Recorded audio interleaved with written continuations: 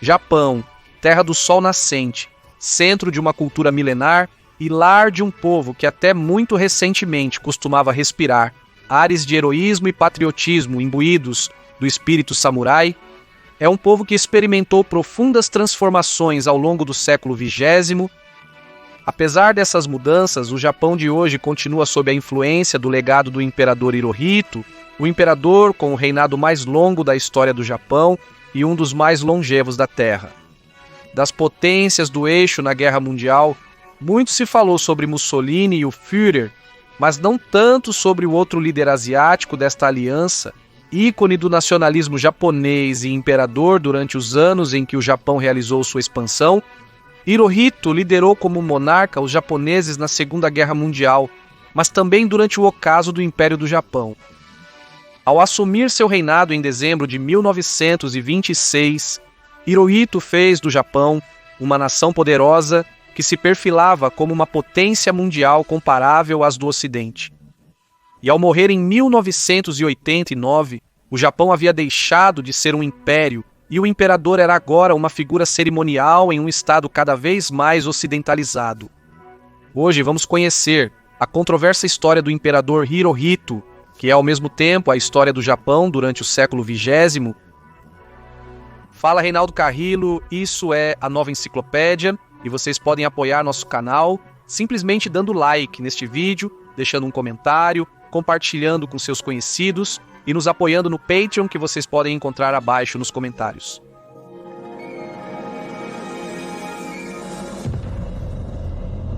Hirohito nasce em 29 de abril de 1901, filho de, naquela época, o príncipe do Império Japonês Yoshihito e da princesa Sadako, e neto do imperador em exercício do Japão chamado Mutsuhito. O Japão é um povo de origem milenar que, desde vários séculos antes de Cristo, registra ter tido seus primeiros imperadores e monarcas. De rica e diversa história e desenvolvimento, na era feudal surge a classe governante dos guerreiros samurai, com uma cultura abnegada de honra e de vocação ao martírio que perduraria até os tempos de Hirohito, enquanto os povos nipônicos nesta época estavam centralizando seu governo. No século XVI, o Japão se unifica como nação e continuaria sua complexa evolução até os dias do protagonista deste vídeo. Hirohito foi criado sob um costume que consiste em que os herdeiros ao trono sejam arrancados dos braços de seus pais para receber uma educação com tutores e mestres especiais. Tudo isso com o propósito de purgar da criação dos futuros imperadores os vícios das intrigas palacianas, as paixões da família real e tudo o que pudesse causar dano psicológico ao herdeiro. Hirohito raramente via seu pai e só podia visitar sua mãe uma vez por semana. Foi lá nos quartos do Palácio Akasaka, com um silêncio sepulcral e com abnegado respeito pelas tradições imperiais, onde Hirohito aprenderia os primeiros valores e as qualidades de um governante junto com seus irmãos e outros filhos dos cortesãos do reino. Em 1908, entra no Gakushuin, um instituto de educação secundária para os filhos da realeza e dos cortesãos. Lá, viria a conhecer um homem de marcada influência e que o próprio Hirohito estimaria como um pai, o general Nogi Maresuke. Maresuke era exemplo dos melhores japoneses da ilha. Homem conhecido por sua lealdade, caráter e exaltado patriotismo, havia lutado em favor da restauração Meiji de 1868. A restauração Meiji foi uma série de eventos e conflitos em que a dinastia da qual Hirohito vinha havia alcançado o poder e onde se radicou o chamado Shogunato Tokugawa. Isso era uma espécie de regime feudal militar instaurado desde 1603, em que o poder político e bélico recaía sobre o shogun, ou seja, sobre o máximo senhor feudal ou comandante das forças armadas, enquanto no imperador apenas repousavam atribuições de ordem religiosa. O imperador era uma encarnação da harmonia divina antes de ser o líder da administração estadual. Mas isso acabou com a restauração Meiji, e Maresuke, o mentor de Hirohito, subiu rapidamente nas hierarquias do exército. Com a restauração Meiji, o Japão entra em cena mundial como uma potência militar com um fervor patriótico. Estava se realizando na coletividade japonesa o ideal do destino do Japão. uma visão nacionalista de fazer tanto quanto fosse possível para que o Japão se tornasse grande e formasse um vasto império. Marisuke, mentor de Hirohito, era um homem extremamente nacionalista, como muitos outros japoneses. Aguerrido com cicatrizes de guerra por todo o seu corpo, em seus últimos anos se dedicou a proporcionar uma verdadeira educação aos filhos dos cortesãos e ao herdeiro Hirohito. Hirohito, com quem desenvolveu uma relação similar à de um pai com seu filho. No fundo, Marezuki quis transformar Hirohito em uma espécie de cópia de seu avô, por quem havia consumido toda a sua vida tentando morrer.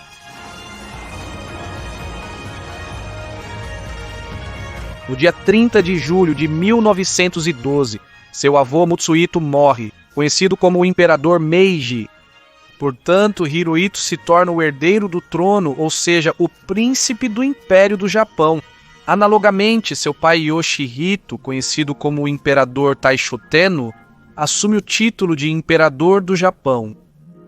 Por outro lado, o general Marisuke cometeria o chamado seppuku, um ritual que segue o código ético dos samurais, no qual a morte do imperador ao qual o guerreiro tenha jurado lealdade, este guerreiro samurai também deve acabar com sua vida por desentranhamento. No entanto, a educação de Hirohito continua sob outros tutores no Gakushuin, com os quais aprendeu geografia, ciência, inglês, caligrafia, desenho, treinamentos manuais e educação física. São tempos em que o Japão já entra perfilado como uma nação poderosa e industrial, cada dia mais ao par de alguns países do Ocidente e aspirando ao controle total do Oceano Pacífico. 40 anos antes do nascimento de Hirohito, a figura do imperador era puramente decorativa, e o Japão era um país pastoral que se manteve isolado do mundo por quase 2 séculos. Mas o Japão que Hirohito havia visto, agora sob a liderança do imperador Meiji, havia se transformado em uma nação vigorosa e orgulhosa, um país comerciante que exportava suas matérias-primas e importava armamentos e conhecimento tecnológico do Ocidente para assegurar seu poder, e que além disso já havia tido conflitos com a Rússia e a China por questões expansionistas. O Japão agora, sem sequer ter começado o século XX, tinha importantes possessões industriais e militares no continente chinês.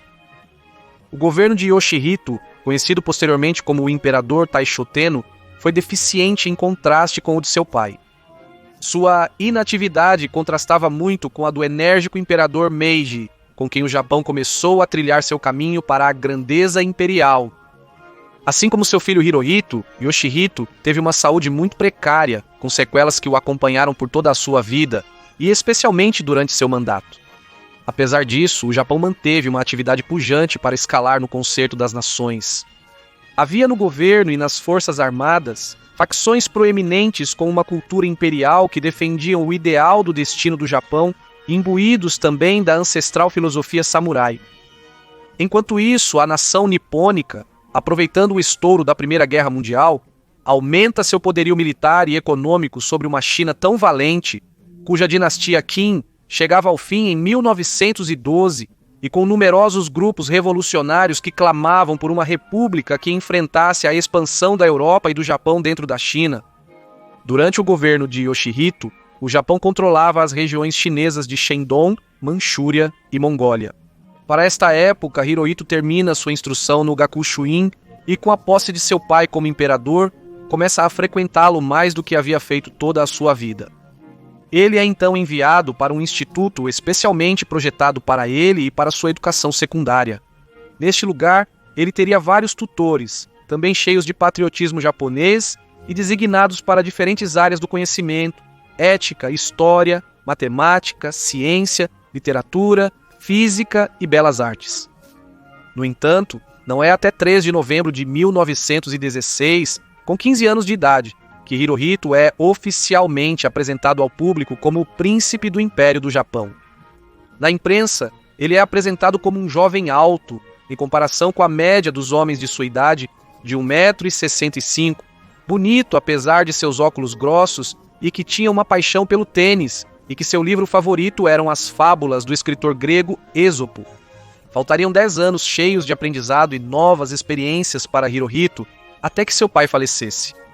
Durante este tempo, surgem diferentes partidos no Japão: trabalhistas, imperiais, feministas, comunistas, agrários e nacionalistas, no contexto da chamada democracia Taisho, um período de tendência liberal e democrática no Japão. O mundo vivia tempos revolucionários e reservava um futuro incerto para o herdeiro do trono. Para 1921, Hirohito viaja pela Europa durante 6 meses e sua primeira parada foi na Inglaterra, onde é recebido por uma multidão numerosa e pelos reis Jorge V e Alexandra da Dinamarca. De lá, ele passa pela França, Itália, Bélgica, Países Baixos e a Cidade do Vaticano. Já para o final de 1921, a saúde de seu pai havia se deteriorado tanto que ele já não possuía qualquer capacidade para governar. E por isso Hirohito é nomeado regente do Japão. Faltaria cada vez menos para a morte do imperador Taisho Teino, que sempre procurou manter-se afastado do olho público.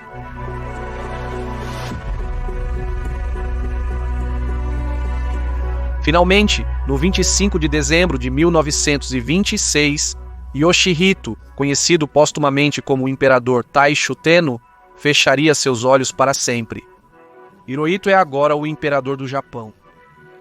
A educação nas mãos de militares e veteranos de guerra nas 2 primeiras partes da vida de Hirohito marcaria nele uma espécie de afeição pela instituição militar. É por isso que, em seu governo, se vê refletida a crescente influência do exército, excluído da cena política japonesa desde 1900, e também o deslocamento da figura civil dos primeiros ministros. Isso, somado ao ideal do destino do Japão, dá a entender muito da visão e das ações de Hirohito. É por isso que, apesar dos estragos da crise financeira de 29, e que o gasto do exército do Japão representava 69% do orçamento governamental, Hirohito decide empreender a conquista da Manchúria, uma região que começa a ser disputada tanto pela Rússia quanto pelo Japão desde a Guerra Russo-Japonesa de 1904 e que resultou em 1931 na formação do Império da Manchúria, um aparente estado independente, mas que não era mais do que um país que atuava como um protetorado do Japão. Depois disso, Masito se propõe a ir ainda mais longe, e o Japão começa a se expandir na China além da Manchúria.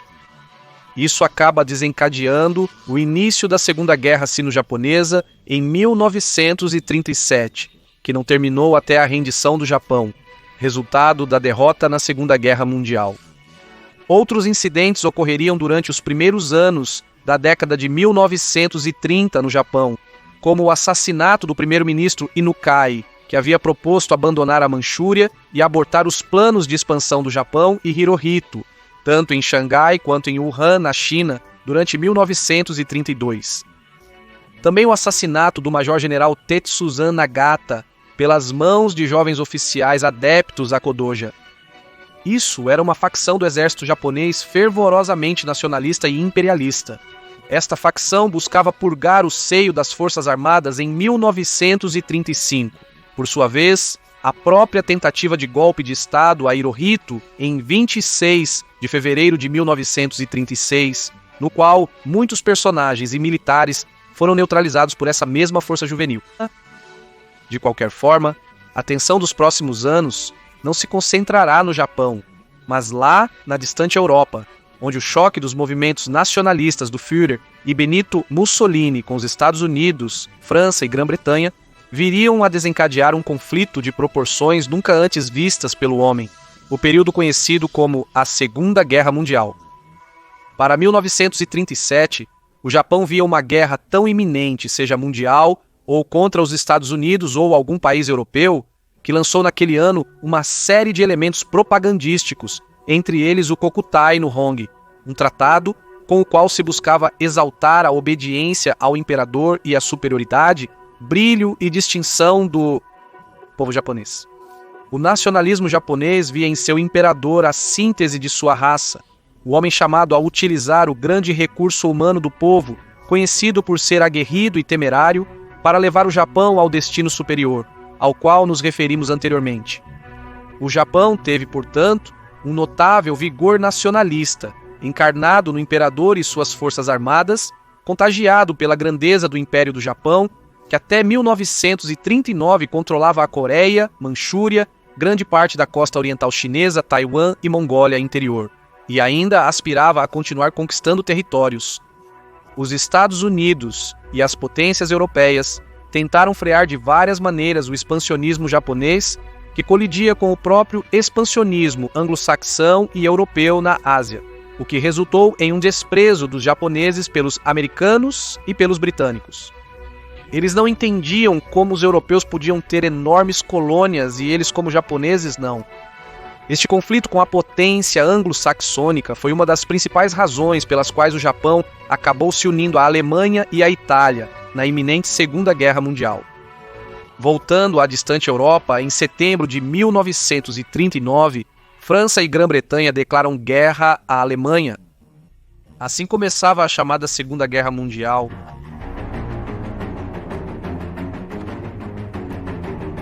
Lembremos que a evolução da figura do imperador desde a restauração Meiji o transforma de uma figura quase decorativa para uma figura com poderes e atribuições reais, que o tornavam um ator-chave e ativo, principalmente no âmbito militar. Portanto, ao contrário do que às vezes se disse, Hirohito teve um papel-chave na cadeia de ações que o Japão levaria adiante durante este período histórico. Nesse sentido, no dia 27 de julho de 1940, em uma reunião com o primeiro-ministro, com o ministro das Relações Exteriores e com o general Hideki Toyo, ministro da Guerra, Hirohito concorda que a situação da Europa era favorável para intensificar a corrida expansionista do Japão, tanto na Indochina francesa, por vias militares, quanto nas Índias Orientais holandesas por vias diplomáticas. No início do conflito, o Japão não considerava seriamente uma aliança com a Alemanha e a Itália porque a considerava mais contraproducente do que benéfica.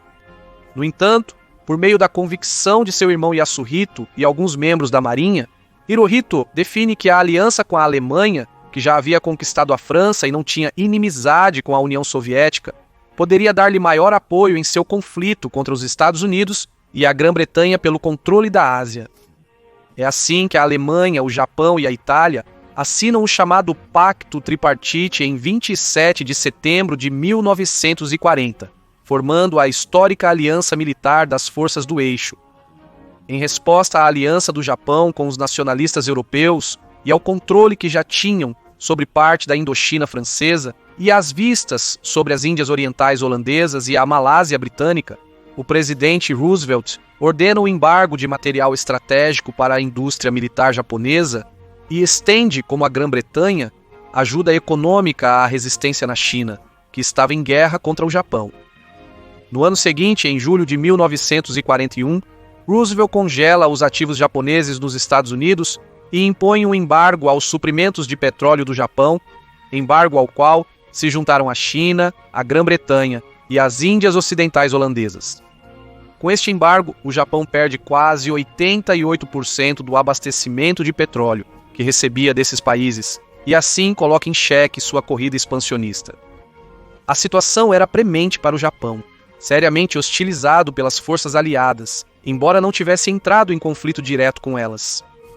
Por um breve período, e a pedido de Hirohito, tentou-se resolver a questão das tensões com os Estados Unidos de maneira diplomática, mas não se chegou a um acordo em que ambas as partes se sentissem à vontade, e a opção de uma resolução pacífica foi descartada.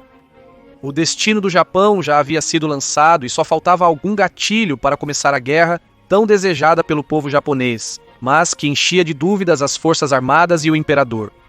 Em 6 de setembro do próprio ano 41, durante a Conferência Imperial, Hirohito, ainda não querendo apressar uma guerra, estabelece como data limite o dia 10 de outubro para que o alto comando do exército se preparasse para uma guerra, se as conversas com Washington não resultassem nada favoráveis.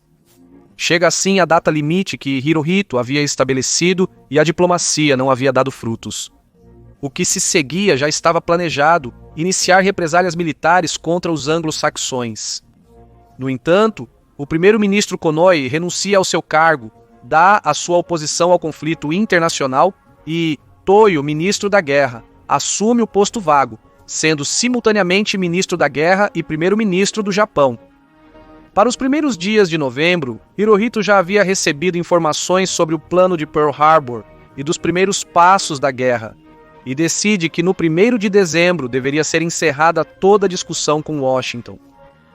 Finalmente, no 7 de dezembro, às 7h48 da manhã, A marinha japonesa executa sua ofensiva sobre a base americana de Pearl Harbor, localizada no Havaí, e simultaneamente atacam as possessões inglesas na Malásia, Singapura e Hong Kong. Era o início formal do Japão na guerra e o gatilho para que os Estados Unidos da América decidissem agir militarmente contra o Império no Pacífico.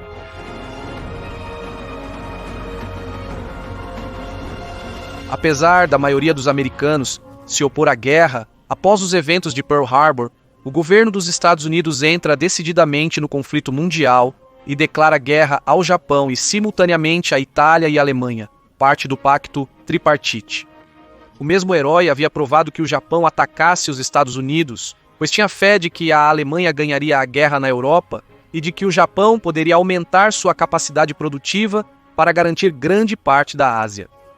De 1942 em diante, Hirohito seria uma figura proeminente, não só por ser o imperador, mas por estar por trás do planejamento e execução das grandes decisões militares. Visitava bases, quartéis, hangares, portos e trincheiras, via os soldados, preparava cuidadosamente seus discursos para encorajar os combatentes e visitava as escolas militares e complexos industriais para supervisionar a produção de armamento. A base de seu carisma era sua figura como imperador, essa aura mítica que o rodeava e que o fazia diferente de todos os japoneses. Eles o viam como um verdadeiro líder, e imbuídos também de um fervoroso patriotismo, onde não havia destino mais honrado do que entregar a vida pelo império. Entre janeiro e julho de 1942, o Japão retoma sua expansão pelo Sudeste Asiático, ocupa as Filipinas, Birmânia, Singapura, as ilhas de Java e Timor e a Indonésia, além de Rabaul, Lai, Salamau e Porto Moresby na Nova Guiné. Com muitas vitórias e poucos reveses, disse que Hirohito ficou muito entusiasmado com as vitórias que o Japão estava conseguindo e quis traçar uma campanha para estabelecer bases militares em Guadalcanal, uma ilha-chave ao sudoeste do Pacífico. No entanto, o general MacArthur, designado pelos Estados Unidos para as operações na Ásia, desembarca na ilha vizinha Tulagi com 19 mil soldados americanos. Os japoneses estavam atônitos porque acreditavam que a ofensiva americana não começaria até 1943. A resposta dos japoneses à presença americana no sul foi vaga e deficiente. Hirohito decide que as bases próximas a Guadalcanal permaneçam em alerta e não envia muitas tropas, já que concentra sua atenção na construção de bases e reservas nas outras possessões japonesas. Os japoneses mordem a poeira de agosto de 1942 até fevereiro de 1943, onde finalmente abandonam suas possessões em Guadalcanal e iniciam a retirada desse local estratégico. Hirohito estava irritado com essas derrotas e poderia-se dizer que, em seus desvarios, queria resolver tudo com batalhas decisivas, questão quase impossível que reprovava a incompetência de seus subordinados. Por outro lado, os efeitos da guerra pouco a pouco vão se fazendo sentir na economia japonesa. Em setembro, o ministro Hara diz que para 1944 não se poderão produzir os 40 mil aviões previstos, mas apenas 18 mil. E o ministro Nagano não podia responder com certeza à pergunta de se o Japão ganharia ou não a guerra. No final de 1943 e na primeira metade de 1944, o Japão se empenha em criar a chamada Grande Linha de Defesa. Centenas de milhares de tropas são retiradas da China, Manchúria e Coreia para defender a ilha a partir do Pacífico. Aos problemas externos se somam os internos. O chefe do Estado-Maior e o ministro Nagano são obrigados a renunciar e depois ainda mais impactante seria a renúncia do general Toyo. O rosto do Ministério da Guerra e dos esforços bélicos do Japão desde o início da Segunda Guerra Mundial, derrota após derrota ao finalizar as campanhas das Marianas, Filipinas e Birmânia. Entre outubro de 1944 e julho de 1945, o destino do Japão parecia já estar decidido, mas Hirohito continuava empreendendo ofensivas custosas nas quais as perdas do exército japonês superavam em muito as perdas aliadas. Seu caráter deixou de ser o do paciente calculista de 1939 e agora era o do fogoso imperador agressivo. Em maio do próprio ano 45, Alemanha e Itália já haviam se rendido oficialmente, Mas na Ásia, a luta continuava igualmente encarniçada, porque Hirohito e o exército japonês se recusavam a se render e lutavam com todos os últimos recursos à sua disposição. Não é até agosto que a União Soviética rompe o pacto de neutralidade que tinha com o Japão e leva adiante uma invasão fulminante na Manchúria japonesa, ao mesmo tempo do avanço imparável da Marinha Americana e dos bombardeios ferozes de Hiroshima e Nagasaki, que o Japão decide finalmente se render. Esses eventos não apenas selaram o fim da Segunda Guerra Mundial, mas também o ocaso do Império do Japão e a perda de sua soberania plena. Cativo e desarmado, Hirohito decide concordar com a rendição do Império. No dia 12, a família real é notificada e 2 dias depois ele grava a mensagem de rendição, que foi transmitida por todas as emissoras do país. Era a primeira vez que todos os japoneses ouviam a voz do imperador.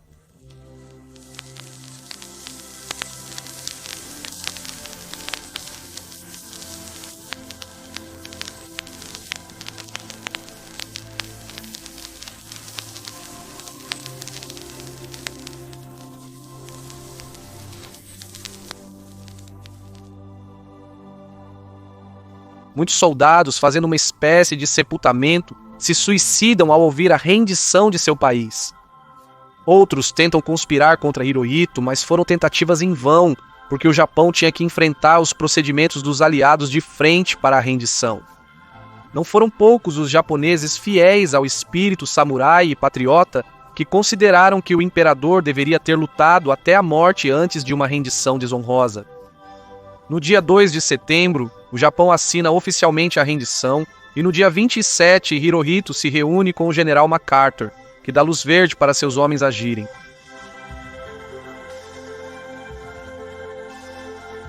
Paralelo aos julgamentos de Nuremberg, são realizados os julgamentos de Tóquio de 1946, desenvolvidos simultaneamente à ocupação militar do Japão pelos aliados.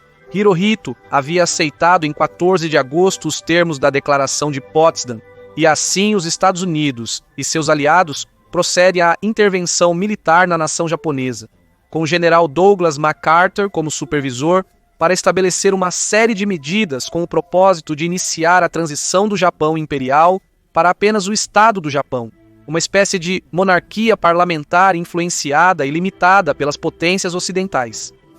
De maneira que, com a ocupação do Japão, o Estado japonês se reorganiza, é feita uma reforma educacional para adaptar a educação a um sistema similar ao americano, o sistema político é liberalizado, é feita uma democracia de partidos similar ao estilo ocidental, é imposto um desarmamento industrial ao país e é proibido ter suas próprias forças armadas.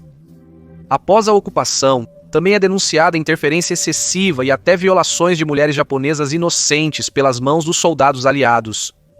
Dos julgamentos de Tóquio realizados entre 1946 e 1948, destaca-se o fato surpreendente de que quase todo o gabinete de Hirohito, que teve algo a ver com a guerra, foi executado e que outros oficiais e personagens de menor participação foram primeiro condenados à prisão perpétua, mas depois colocados em liberdade condicional durante os anos 50. Mas o único que não enfrentou acusações por sua participação na guerra foi o imperador Hirohito. O general MacArthur intercede pessoalmente por Hirohito, enfatizando a alta importância do imperador para o povo japonês e sabendo a utilidade que teria para que a população aceitasse a nova fase em que o Japão entrava. Daí que Hirohito lhe foi concedida imunidade e que não foi processado, apesar de seu papel crucial na guerra. Os Estados Unidos da América não quiseram dividir o Japão em 2 partes como fizeram com a Alemanha, mas sim submetê-lo a reformas de acordo com os interesses dos aliados anglo-saxões.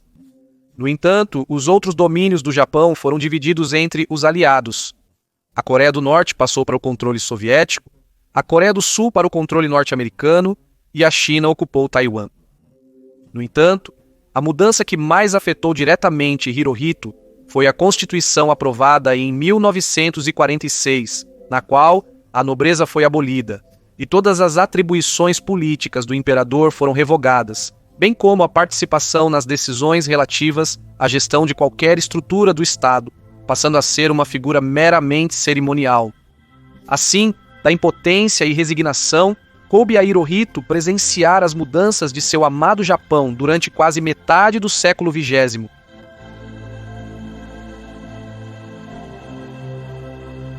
A ocupação americana cessaria no dia 29 de abril de 1952, quando entra em vigor o Tratado de São Francisco de setembro de 1951, com uma mão na frente e outra atrás, como se costuma dizer.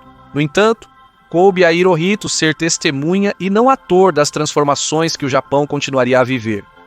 Sua função foi ser um rosto da reconstrução do Japão para a comunidade internacional e ser uma figura pública presente no povo japonês.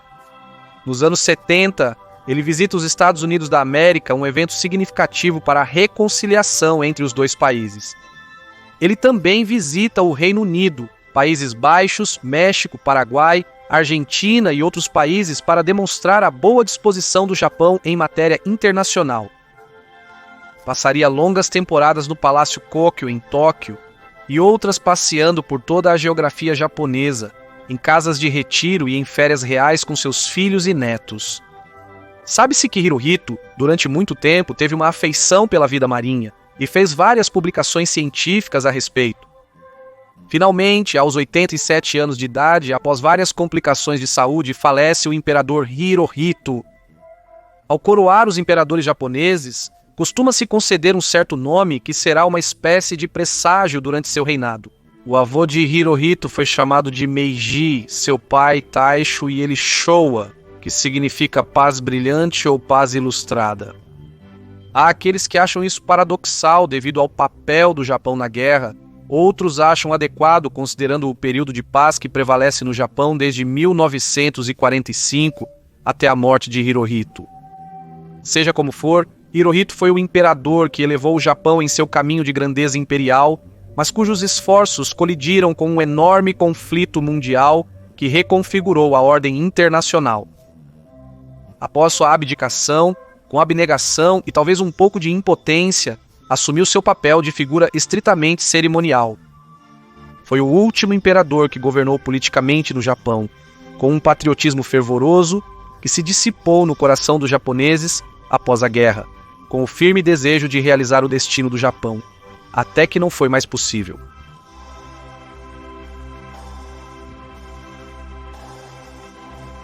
Fala Reinaldo Carrillo, isso é a Nova Enciclopédia. E muito obrigado a todos por compartilharem nossos vídeos, por deixarem seus comentários, por nos seguirem no nosso Instagram e por colaborarem conosco no Patreon que vocês podem encontrar abaixo deste vídeo. Até a próxima e que Deus os abençoe.